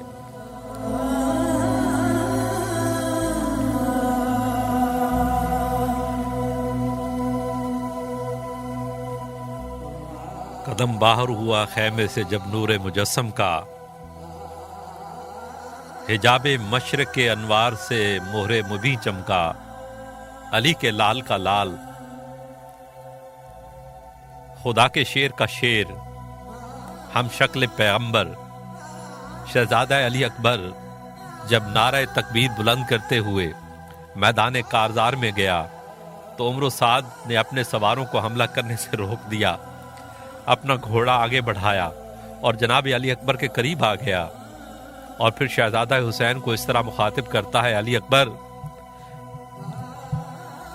مجھے تیری جوانی پر ترس آ گیا ہے اور تیری شکل بھی رسول اللہ سے ملتی ہے، اس لیے میری خواہش ہے کہ تم اپنی اٹھتی ہوئی جوانی پر رحم کرو اور میرا ایک مشورہ مان لو، بہت نفع میں رہو گے۔ علی اکبر نے فرمایا کہ تم کیا کہنا چاہتے ہو؟ عمرو نے کہا، کہنا یہ چاہتا ہوں کہ تم اپنے باپ کا ساتھ چھوڑ کر میری طرف آ جاؤ، میں تمہیں مکمل امان دیتا ہوں، میں ابن زیاد وغیرہ سے ہر قیمت پر تمہیں بچا لوں گا، تم اہل بیت کے چشم و چراغ ہو، اس لیے جلد ہی لوگوں کی نگاہوں میں اچھا مقام حاصل کر لو گے، میں تمہیں بہت زیادہ مال و دولت بھی دوں گا، تم بہت خوبصورت ہو، اس لیے میں نہیں چاہتا کہ تم قتل کیے جاؤ۔ شہزادہ علی اکبر نے فرمایا، لا حول ولا قوت الا باللہ العلی العظیم، تو شیطان ہے، شیطان تجھ میں شیطانی روح داخل ہو گئی ہے، تو مجھے اسی طرح دھوکہ دینا چاہتا ہے جس طرح ابلیس نے حضرت ذبی اللہ کو پٹی پڑھانا چاہی تھی۔ مردود مجھے ابن رسول کا ساتھ چھوڑنے کو کہتا ہے، بدتنیت جان رسول کو قتل کرنا چاہتا ہے اور تصویر رسول کو بچانا چاہتا ہے۔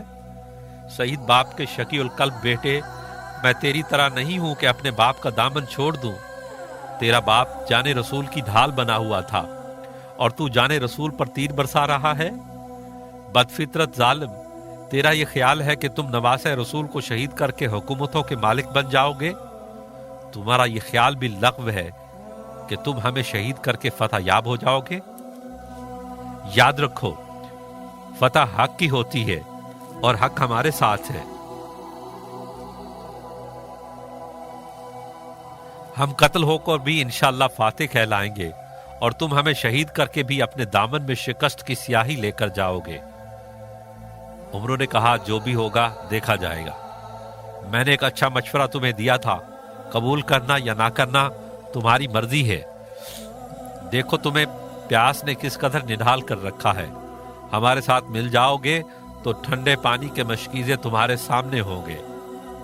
علی اکبر نے فرمایا، خاموش ہو جاؤ، اب کوئی مشورہ نہ دینا، اور سن لے، خواہش پہ ہمیں ٹوٹ کے گرنا نہیں آتا، پیاسے ہیں مگر چشمہ کوثر پہ کھڑے ہیں۔ پھر بلند آواز سے فرمایا، انا علی بن حسین بن علی، میں علی اکبر حسین بن علی ہوں، رب کعبہ کی قسم، ہم قربت رسول کے زیادہ مستحق ہیں، خدا کی قسم، نامعلوم کا بیٹا ہم پر حکومت نہیں کر سکتے گا۔ اور پھر عمرو سے کہا کہ اپنے مشورے اپنے پاس رکھو، ہاں اگر مقابلہ کی ہمت ہے تو آگے بڑھاؤ تاکہ تم پر اچھی طرح واضح ہو جائے کہ حق کس طرف ہے۔ عمرو سعد نے مجاہدانہ للکار سنی تو کانپ کر رہ گیا، پھر اپنی فوج کو اشارہ کر دیا کہ آگے بڑھ کر حملہ کر دو۔ یزیدیوں نے پوری قوت سے حملہ کیا تھا، مگر سامنے تو عزم و یقین کی چٹان تھی، طاقت و جرت کا پہاڑ تھا، غیرت و ایمان کی سیسا پلائی ہوئی دیوار تھی۔ حملہ آوروں کو جلد ہی معلوم ہو گیا کہ مقابلہ کس سے ہے، علی اکبر کی تلوار تھی یا قہر خدا بندی۔ تلوار کشتوں کے پشتے لگا رہی تھی، جدھر پڑتی خون کی برسات ہو جاتی، بجلی سے وہ شمشیر چمکتی جدھر آئی، ہر غول میں بوچھاڑ سروں کی نظر آئی، ٹپکا جو لہو منہ سے شرارے نکل آئے، دریا سے گوہر ابر سے تارے نکل آئے، سر پہ کبھی چمکی تو جگر تک اتر آئی، سینے کو کیا چاک تو زیر کمر آئی، بجلی نے پناہ مانگی یہ کام وہ کر آئی، خود روحوں کو سکتا تھا کب آئی کدھر آئی، راہوار کو کاٹا نہ رکی خانہ زی پر، گویا گری چرخ سے ایک برق زمیں پر، غل تھا تیر پھینک دو بھالوں کو ہٹاؤ، نزدیک سے چار آئینہ والوں کو ہٹاؤ، تا دور زرا پوش رسالوں کو ہٹاؤ، ہے سر پہ بلا آہنی ڈھالوں کو ہٹاؤ، میدان میں تلوار بنی پھرتی ہے بجلی، سنتے ہیں کہ لوہے پہ بہت گرتی ہے بجلی۔ جہاد اکبر ہو رہا ہے، تیغ اکبر چل رہی ہے، رکب اکبر دیکھ رہا ہے، فرشتے داد دے رہے ہیں، حوریں واہ واہ کہہ رہی ہیں، سورج حیدر قرار علیہ السلام کے پوتے کا جلال سمیٹ سمیٹ کر اور گرم ہوتا جا رہا ہے۔ آثار قہر حضرت باری تھے دشت میں، دوزخ میں دوزخی تھے ناری تھے دشت میں، جو نام ور بڑے تھے جگر ان کے پھٹ گئے، باغیں جو ڈر کے کھینچ لی گھوڑے الٹ گئے، شہداء کا خون چاٹ چاٹ کر دھوپ کا رنگ آگ کے شعلوں کی طرح سرخ ہو چکا تھا۔ جناب علی اکبر کی ضربیں برابر دشمنوں پر پڑ رہی ہیں، یزیدی فوج قمر بنی ہاشم کے آگے اس طرح دوڑ رہی ہے جیسے چاند کے آگے آئے ہوئے بادل تیر کر ہوا کے زور سے اڑتے پھرتے ہیں۔ علی کا شیر جب یا علی کا نعرہ لگاتا ہے تو دشمنوں کو تھر تھری آ جاتی ہے۔ گھوڑے زخمی ہو رہے ہیں، سوار گر رہے ہیں۔ حیدر قرار کا شیر 3 دن کا پیاسا ہے، پسینے میں شرابور ہے، مگر قوت پروردگار کا وہ مظاہرہ کرتا ہے کہ حیدر قرار کی یاد تازہ ہو جاتی ہے۔ دشمنوں کے سر بھی کٹ کٹ کر گر رہے ہیں اور ان کے ہتھیار بھی ٹوٹ کر گر رہے ہیں، ریت کے بگولے اڑ رہے ہیں، ہوا آتی ہے تو آگ کی طرح گرم، اور کربلا کی دوپہر الامان الحفیظ یوں کربلا کی دھوپ تھی گرد و غبار میں، ہو جس طرح کفن کی سفیدی مزار میں، اکبر کا جسم پیاس کی حدت سے گرم ہے، جنگل تمام دل کی حرارت سے گرم ہے، دامن پھٹے پڑے تھے نشانوں کے جا بچا، ٹکڑے چمک رہے تھے سنانوں کے جا بچا۔ بے پناہ زور کا حملہ تھا، دشمنوں کو ہوش نہیں تھا کہ ان کے ساتھ ہو کیا رہا ہے۔ شبیر کے چاند نے شام کے بادلوں کا سینہ چیرتے ہوئے گھوڑے کی انان موڑ لی اور چشمے زدن میں امام عالی مقام کے حضور میں پہنچ گئے۔ ابن حیدر کے دربار میں ہدیہ سلام پیش کیا اور عرض کیا، ابا جان حضور، کاش 2 گھنٹ پانی مل جاتا تو میں ان درندوں کو ختم کر کے دم لیتا۔ شبیر نے سرد آہ بھر کر فرمایا، بیٹا پانی تو اب حوض کوثر پر ہی ملے گا۔ علی اکبر نے سر نیاز جھکا لیا اور واپس مڑ گئے۔ دل میں کسی کی یاد نے انگڑائی لی تو رخ انور مدینہ منورہ کی طرف کر لیا اور کہا، پیاری بہن مجھے معاف کر دینا، میں تیرے ساتھ کیا ہوا وعدہ پورا نہ کر سکا۔ سغرا، مجھے معلوم ہے کہ اب تو میرا انتظار کر رہی ہے۔ پیاری ہمشیر، میں جانتا ہوں تو علی اصغر سے ملنے کے لیے کس قدر بے چین ہے،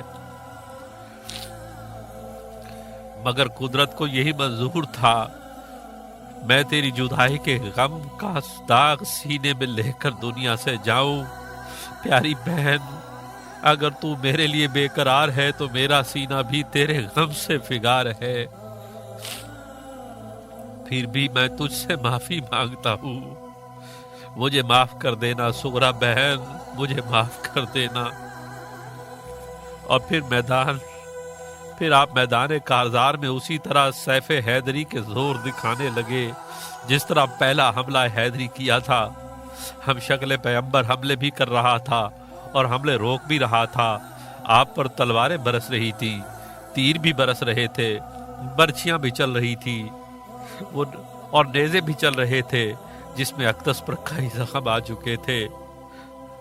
وہ گل غزار فاطمہ خاروں میں گر گیا، تنہا علی کا لال ہزاروں میں گر گیا۔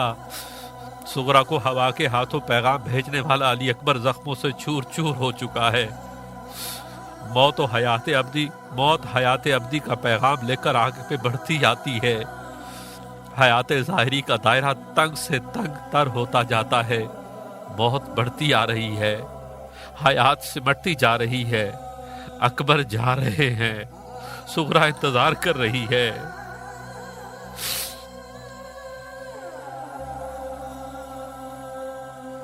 ادھر اکبر تے چل گئیاں ظلم دیاں شمشیراں، ادھر بین اڈیکاں کر دیے خط نہیں گلیا ویراں۔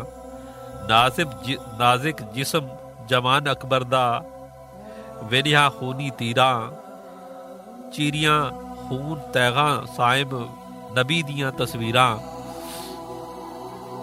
حیدر کا شہر زخموں کے باوجود اسی دم خم سے تلوار چلا رہا ہے۔ مرہ بن منقذ عبدی ملعون نے تلوار کا ایسا وار کیا کہ شبیہ رسول لڑکھڑا کر گھوڑے سے نیچے گر گئے۔ حوروں نے کہا کہ حیدر کے آفتاب کا رشک خبر گرا، فرشتے پکار اٹھے کہ زہرا کا نور عین نور نظر گرا۔ ہم شکل پیغمبر کے چمکتے ہوئے منور سینے پر زخم اس طرح معلوم ہو رہے تھے کہ جیسے ساحل سلسبیل پر سرخ جوڑے پہن کر حوریں بیٹھی ہو، جیسے سگے مرمر پر یاقوت و مرجان کی بیناکاری کر دی گئی ہو، جیسے سورج کے چہرے پر افشاں مل دی گئی ہو، جیسے لوح محفوظ پر زعفران سے قرآن کی آیات لکھ دی گئی ہو، جیسے چاند پر گلاب کھل اٹھا ہو، جیسے آئینے پر پھول بکھیر دیے گئے ہو۔ زخم اس شکل سے آتے تھے نظر سینے میں، جس طرح پھول بچھا دیتے ہیں آئینے میں۔ اور پھر عمرو بن سعد اور شمر کی مکروہ آوازیں فضا میں ابری، حسین جوان بیٹے کی لاش اٹھا لو، ابھی یزید کی اطاعت نہ کرنے کا مزہ اور بھی چکھنا پڑے گا۔ امام علی مقام علیہ السلام آگے بڑھائے، بڑا سخت امتحان تھا، بڑا مشکل وقت تھا، انتہائی آزمائش و ابتلا کی گھڑیاں تھی۔ ابھی آپ نے قدم اٹھایا ہی تھا، جناب زینب سلام اللہ علیہا خیمہ سے چیختی ہوئی باہر نکل آئی۔ آپ کی فریاد پر کربلا کا ذرہ ذرہ فریاد کرنے لگا۔ آپ نے آگے بڑھ کر بہن کا ہاتھ پکڑ لیا۔ پیاری بہن، صبر کرو اور واپس خیمہ میں تشریف لے جاؤ۔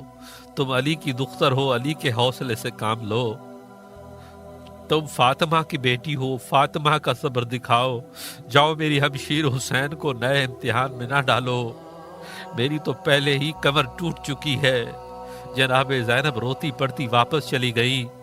امام حسین علیہ السلام جوان بیٹے کے لاشے پر پہنچتے ہیں۔ صبح سے لاشیں اٹھا رہے تھے، مگر یہ ہم شکل پیغمبر کی لاش ہے، شبیہ مصطفیٰ کی لاش ہے۔ انتہائی مشکل امتحان، جناب خلیل علیہ السلام سے بھی زیادہ مشکل۔ جب ان پر بیٹے کی لاش اٹھانے کا وقت آیا تھا تو بیٹا سامنے مسکرا رہا تھا اور میڈھا ذبح ہو چکا تھا، مگر امام علی مقام کے سامنے جوان بیٹا خون میں لت پت پڑا ہے۔ کس قدر شدید آزمائش کی گھڑی ہے۔ صبر کے دامن کو بھی داغدار ہونے سے بچانا ہے اور شبیہ مصطفیٰ کی لاش کو بھی اٹھانا ہے، جوان بیٹے کی میت کو اٹھانا، امنگ اور آرزوؤں کے جنازے کو اٹھانا۔ کیسے اٹھاتے؟ کمر تو ٹوٹ چکی تھی، کمائی تو لٹ چکی تھی، ارمان تو اجڑ چکے تھے، جان تو نکل چکی تھی، زور تو ختم ہو چکا تھا۔ زینب کے گھر کی روشنی تو شام کے اندھیرے نے چھین لی تھی۔ قوت تھی جس کے دل کو اسی کا ہے دل پہ داغ، جو گھر کی روشنی تھا وہ بجھ گیا چراغ۔ دستے علم سے جیب قبا تار تار ہے، ٹوٹی ہوئی کمر ہے، کلیجہ فگار ہے۔ امام علی مقام کے دل پر گزرنے والی کیفیت کو کیسے بیان کیا جا سکتا ہے؟ گھر جس شکستہ دل کا لٹے اس سے پوچھئے، اکبر سا لال جس کا چھٹے اس سے پوچھئے 18 سال جس بوٹے کو آرزوؤں کا پانی دے کر پالا تھا وہ تو کٹ چکا تھا، جسے بڑھاپے کا سہارا بننا تھا وہ اساتو ہاتھوں سے چھوٹ چکا تھا، آنکھوں کا نور چھن چکا تھا، بینائی کیسے کم نہ ہوتی، راحت جاں نے تو دم توڑ دیا تھا، راحت کہاں سے آتی؟ تصویر مصطفیٰ تو خون میں ڈوبی ہوئی ہے، دنیا اندھیر کیوں نہ ہوتی؟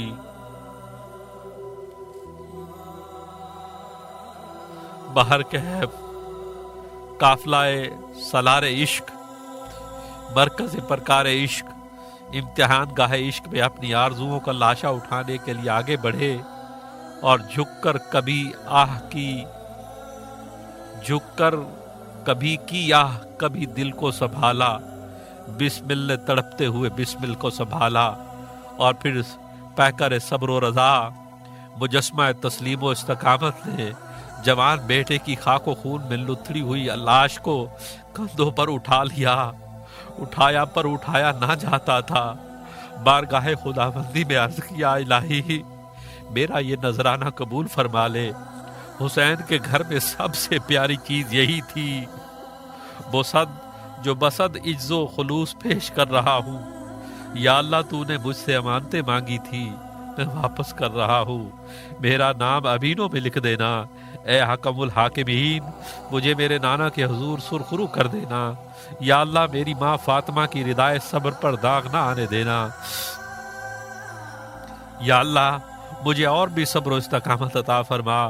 یہ دعا کرتے ہوئے شہیدوں کے سردار لاشا علی اکبر کو لے کر پاک دامنوں کے خیمے کے اندر پہنچ جاتے ہیں۔ جو لاش اکبر دی خیمے چھائی، سکینہ نے رو رو کے پائی دہائی، ہٹو اگو مینو ویکھن تے دیو کیویں سرے لا کے میرا ویر آ گیا ہے، تک ویرن دے لاشے تائی تڑپ گئی ہمشیرہ، ایک تے گل اخیری کر لے پین لٹی دیا ویرا۔ جناب سکینہ بھائی کی لاش سے چمٹ جاتی ہے اور بھائی کی لاش سے مل مل کر چہرہ خون آلودہ کر دیتی ہے۔ جناب ام لیلہ نے جوان بیٹے کا لاشا دیکھا تو کلیجے پر ہاتھ رکھ کر بے ہوش ہو گئی۔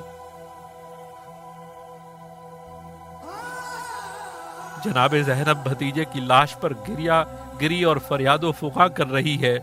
جناب شہر بانو الگ تڑپ رہی ہے۔ بیمار عابد کو بخار کی تیزی اور شدت پیاس نے بے ہوش کر رکھا ہے۔ پاک دامنوں کی درد و الم میں ڈوبی ہوئی فریاد نے بے ہوشی کے جال کو توڑ دیا۔ بڑی مشکل سے اٹھ کر بیٹھ گئی اور جوان بھائی کا لاشا دیکھا تو ہائے اکبر کہہ کر تڑپنے لگی۔ امام علی مقام علیہ السلام نے آگے بڑھ کر تسلی دی۔ جناب زین العابدین نے باپ کی طرف دیکھا تو آنسو آ گئے، سرخ آنسو بالکل خون کے قطرے، یوں معلوم ہوتا تھا جیسے کلیجہ کٹ کٹ کر آنکھوں کے راستے بہنے لگا ہو۔ امام علی مقام نے دستار کے پلڑے میں بیٹے کے آنسو جذب کیے تو کپڑے پر بھی جناب سجاد کے آنسوؤں کے سرخ دھبے آ گئے۔ خدا ہی جانتا ہے کہ امام علی مقام علیہ السلام نے بیٹے کی آنکھوں سے بہنے والے خون کا صدمہ کس طرح برداشت کیا ہوگا۔ آپ نے بیٹے کو سہارا دے کر لٹایا اور پاک دامنوں کو صبر کی تلقین فرمائی اور علی اکبر کی لاش کو دفن کر دیا۔ انا للہ و انا الیہ راجعون۔ یا رب کسی کا نخل تمنا قلم نہ ہو، یا رب کسی کا نخل تمنا کا قلم نہ ہو، سب دکھوں پر فراق پسر کا علم نہ ہو۔ جی سامنے محترم، اس کے بعد کیا ہوتا ہے سماعت فرمائیے گا کل کے پروگرام میں۔